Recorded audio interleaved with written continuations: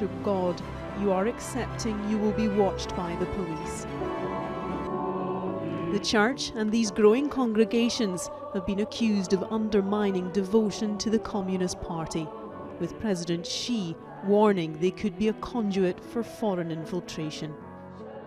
As the Sunday morning service got underway at the Early Rain Presbyterian Church, 2 uniformed officers arrived to check on the congregation.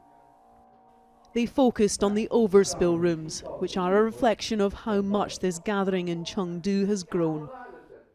More and more Chinese people are turning to Christianity despite a government crackdown. New laws have been introduced which give the state greater control over religious meetings, their message and their members. Despite the risks, Pastor Wang Yi continues to use his sermons to condemn the regulations. We pray, God, please let us be prepared to face persecution when it happens. In the past year, a number of church leaders have been arrested, and Pastor Wang fears he could be next. I need to prepare my brothers and sisters for possible persecution. They might be arrested soon. This church might be closed. Someone might lose their job because of their belief. Some who work for the government might be investigated for their participation in the church. In January, officials in Shaanxi province ordered the Golden Lampstand Church to be demolished. A building permit violation was used as justification for blowing it up. Hundreds of churches have been destroyed or closed, and thousands of others have had their crosses forcefully removed.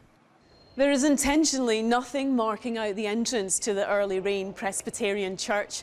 Its congregation meets on the 23rd floor of this high-rise in central Chengdu.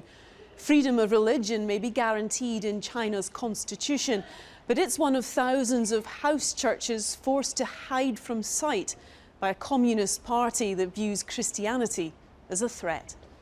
But still, every week more Christians are being baptized. We spoke to some of the newest members of the congregation, including Yang Yang, whose family object to the church. Chinese families are influenced mostly by traditional culture and object to Christian belief, so it's very difficult for me at home. They described finding a trust in God that they no longer have in the government. I do believe no matter how much they prosecute Christianity and churches in China, we will grow bigger. Of course we are afraid, but since we chose the church, we are willing to go ahead no matter how difficult it is. But as he closed the National People's Congress today, the president declared only socialism can lead to China's national rejuvenation. Having cemented his power, Xi Jinping appears determined to ensure his people pledge an allegiance only to the Communist Party. Debbie Edward, News at 10, Chengdu.